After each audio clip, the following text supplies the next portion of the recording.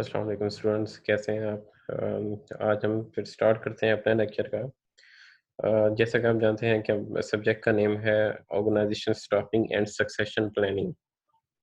तो ये complete name है इस सब्जेक्ट का। इसको खाली आप ऑर्गेनाइजेशन स्टाफिंग भी कह सकते हैं और स्टाफिंग टू ऑर्गेनाइजेशन भी कह सकते हैं।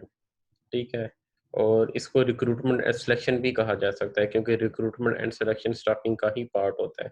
तो आपने नाम से कंफ्यूज नहीं होना सब्जेक्ट के। ठीक है। तो आज हम स्टार्ट करेंगे। रिकमेंडेड बुक मैंने आपको पहले बता दी हुई है। आपको एक चैप्टर उसका सेंड भी कर दिया है। हम बुक फॉलो करेंगे, staffing organisation by Van Heneman का बुक है। उसका आई थिंक 6th एडिशन है, हम उसको फॉलो करेंगे।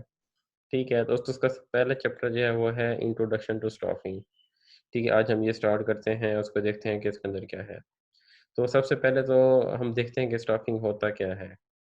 Staffing is a process of acquiring, deploying, and retaining a workforce of sufficient quantity and quality to create positive impacts on the organization effectiveness।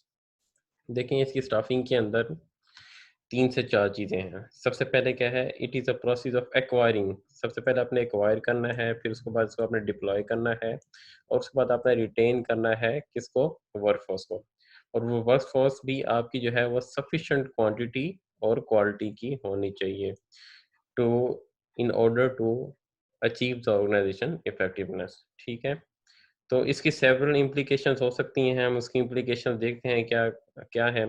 और acquiring, deploying और retention का क्या मतलब है, हम उसको देखते हैं। ठीक है। सबसे पहले जो इम्प्लीकेशन है वो है एक्वायर। एक्वायर का क्या मतलब है जी? एक्वायर का मतलब ये है कि आपने रिक्रूटमेंट करनी है। एक्वायर किसको करना है? आपने एम्प्लॉयज को करना है, अपने वर्क फोर्स को करना है।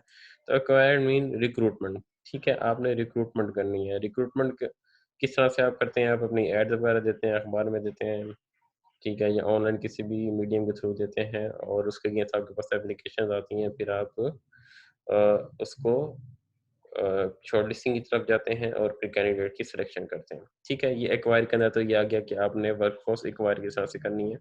उसके बाद जो है दूसरे नंबर पर जो चीज़ आती है दैट इज़ द डिप्लॉयमेंट। ठीक है, डिप्लॉयमेंट क्या चीज़ है? डिप्लॉयमेंट का मतलब ये है कि आपने एक्वायर करने के बाद, रिक्रूटमेंट करने के बाद एम्प्लॉय को एक्चुअल वर्क की सेटिंग के अंदर डालना है। ठीक है, एक्चुअल वर्किंग सेटिंग के अंदर एम्प्लॉय के काम करने को डिप्लॉयमेंट कहते हैं। ठीक है। और उसके बाद रिटेंशन। जब आप एक्वायर भी कर लेते हैं, डिप्लॉय भी कर लेते हैं, उसके बाद बारी आती है रिटेंशन की। रिटेंशन आपको सबको पता ही है कि क्या होता है कि जब आप हायरिंग कर लेते हैं, ठीक है, उसके बाद बहुत ज़्यादा ज़रूरी होता है कि आपके जो कॉम्पिटेंट एम्प्लॉयज़ हैं वो रिटेन रहें।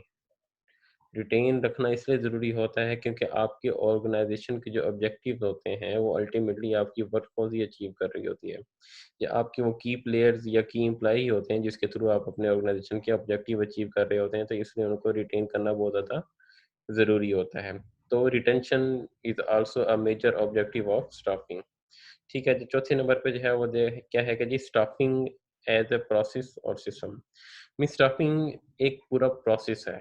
ठीक है, जैसे कि इसकी डेफिनेशन ही आपको बता रहा है कि इसका प्रोसेस स्टार्ट कहाँ से होता है? एक्वायरिंग से स्टार्ट होता है और ऑर्गेनाइजेशन इफेक्टिवनेस पे ये खत्म होता है।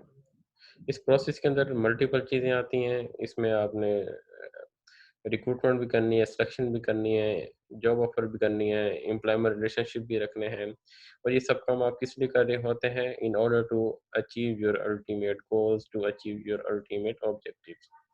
ठीक है, उसके बाद बात आती है क्वांटिटी और क्वालिटी की। अब क्वांटिटी का क्या मतलब है? क्वांटिटी से मुराद ये है कि आपके जो ऑर्गेनाइजेशन के अंदर जो स्टाफ है ना, वो एज़ पर रिक्वायरमेंट होना चाहिए। ना ही रिक्वायरमेंट से कम होना चाहिए, ना ही रिक्वायरमेंट से ज़्यादा होना चाहिए। अगर रिक्वायरमेंट से कम होगा तो अंडर स्टाफिंग कहलाएगा, और अगर रिक्वायरमेंट से ज़्यादा होगा तो ओवर स्टाफिंग कहलाएगा। और इसी तरह क्वालिटी की बात आती है। क्वालिटी का क्या मतलब है जी? क्वालिटी का मतलब ये है कि नॉलेज, स्किल्स और एबिलिटीज़ जो हैं वो मैच करनी चाहिए जॉब की रिक्वायरमेंट के साथ। ठीक है, जो भी एम्प्लॉय है उसके नॉलेज, स्किल्स और abilities should be match with the requirement of the job. ठीक है। उसके बाद आ जाता है ऑर्गेनाइजेशन इफेक्टिवनेस, ऑर्गेनाइजेशन इफेक्टिवनेस क्या चीज़ है? ऑर्गेनाइजेशन इफेक्टिवनेस यही चीज़ है कि जब आप अपने अल्टीमेट ऑब्जेक्टिव अचीव कर लेते हैं, ठीक है? और वो ऑब्जेक्टिव आप अचीव इस तरह से ही कर सकते हैं अगर आपने अच्छा एम्प्लॉयी एक्वायर किया होगा, उसकी डिप्लॉयमेंट ठीक तरह से की होगी, उसको रिटेन किया होगा, तो उसकी नॉलेज, स्किल और एबिलिटी को मैच किया होगा जॉब के साथ और ऑर्गेनाइजेशन के साथ, तो अल्टीमेटली ऑर्गेनाइजेशन की इफेक्टिवनेस इन्हांस कर जाती है। ठीक है, तो ये चंद उसकी इम्प्लीकेशंस थी स्टाफिंग की। उसके बाद कुछ मॉडल्स हैं जो उसमें डिस्कस किए गए हैं स्टाफिंग मॉडल्स, हम उसको देखते हैं वन बाय वन कि वो मॉडल्स क्या कहते हैं। सबसे पहले जो मॉडल है दैट इज़ स्टाफिंग क्वांटिटी। ठीक है, स्टाफिंग क्वांटिटी से क्या मुराद है? जैसे कि मैंने अभी पहले भी बताया कि क्वांटिटी से मुराद तादाद है आपके एम्प्लॉइज़ की ऑर्गेनाइजेशन के अंदर, कि आपकी ऑर्गेनाइजेशन के अंदर जो एम्प्लॉइज़ हैं वो अकॉर्डिंग टू रिक्वायरमेंट होने चाहिए, जितने भी आपकी रिक्वायरमेंट है उसके मुताबिक ही होने चाहिए। अगर रिक्वायरमेंट से कम होंगे तो उसको आप अंडर स्टाफिंग कहेंगे और रिक्वायरमेंट से ज़्यादा होंगे तो वो ओवर स्टाफिंग कहलाता है। ठीक है, प्लस आपने अपनी जो डिमांड जनरेट करनी होती है या जो आपकी ऑर्गेनाइजेशन लेवल पे या डिपार्टमेंटल लेवल पे जो डिमांड होती है वर्कफोर्स की, उसको आपने ये भी देखना होता है कि लेबर मार्केट के अंदर क्या वो आपको वर्कफोर्स अवेलेबल है या नहीं है। आपने अवेलेबिलिटी ऑफ वर्कफोर्स भी देखनी होती है। तो अवेलेबिलिटी ऑफ वर्कफोर्स अगर ज़्यादा है तो भी आप ओवर स्टाफिंग की तरफ जाएँगे और अगर अवेलेबिलिटी ऑफ वर्कफोर्स कम है तो आप अंडर स्टाफिंग की तरफ जाएँगे। ठीक है, दूसरा जो मॉडल है that is staffing quality. Quality में इसमें क्या कहा गया है कि person job match means quality के अंदर आपने क्या चीज़ इंश्योर करनी है, person job match means employee का जॉब के साथ मैच होना।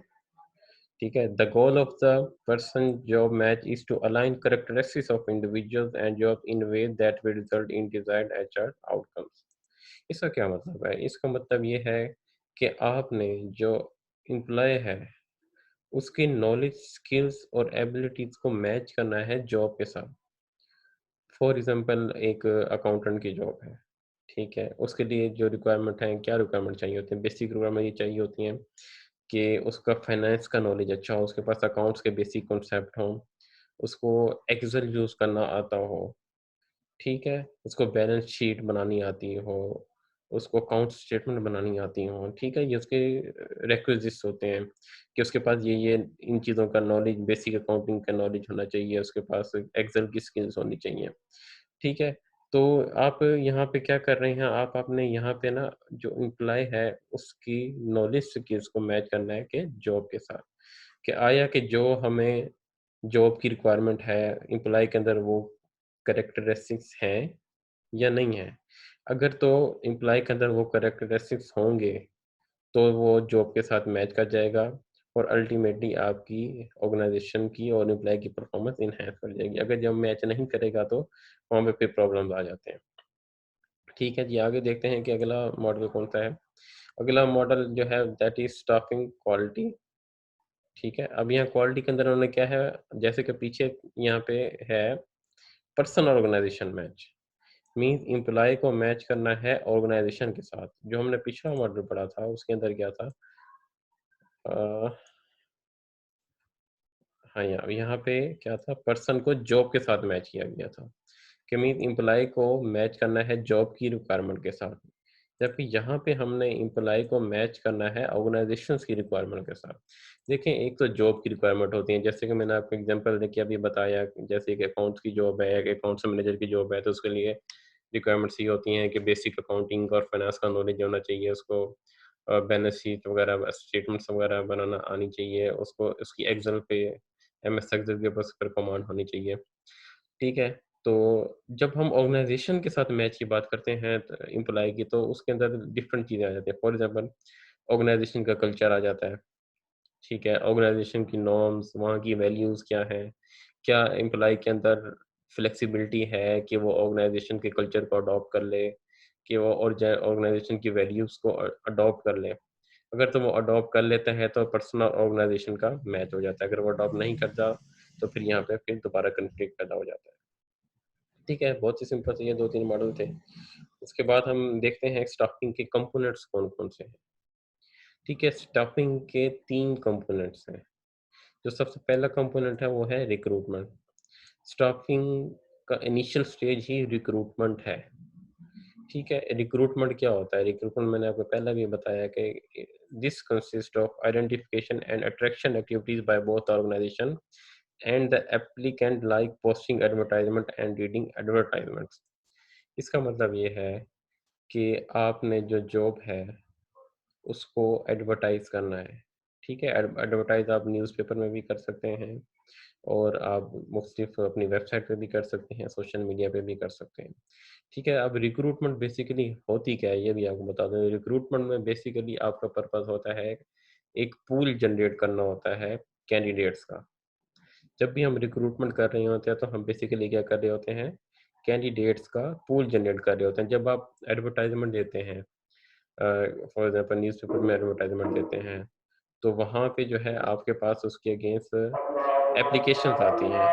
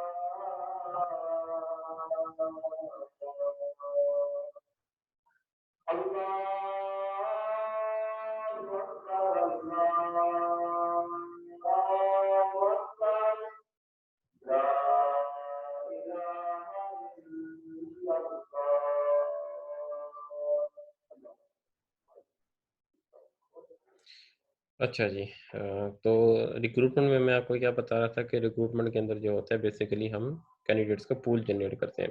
जब हम एडवर्टाइजमेंट करते हैं किसी भी पोस्ट के लिए तो उसके अगेंस्ट हमारे पास एप्लीकेशंस आती हैं। तो ये जो एप्लीकेशंस आती हैं ये क्या कर रही होते हैं, बेसिकली यहाँ पे हम उस एडवर्टाइजमेंट या उस पोस्ट के अगेंस्ट हम एक पूल जनरेट कर रहे होते हैं कैंडिडेट्स का। ठीक है, फिर उसके बाद जो नेक्स्ट स्टेप आ जाता है वो सिलेक्शन आ जाता है। Once you generated the pool of candidates, ठीक है, उसके बाद अब आपके पास क्या काम है, वो सिलेक्शन का काम है। आपने फिर जो जनरेट किया होता है पूल, अब उसमें से आपने most relevant person, most qualified person को सेलेक्ट करना होता है। फिर सिलेक्शन के लिए आप क्या करते हैं, आप डिफरेंट तरीके इस्तेमाल करते हैं, जैसे कि आप टेस्ट वगैरह लेते हैं, इंटरव्यूज वगैरह लेते हैं।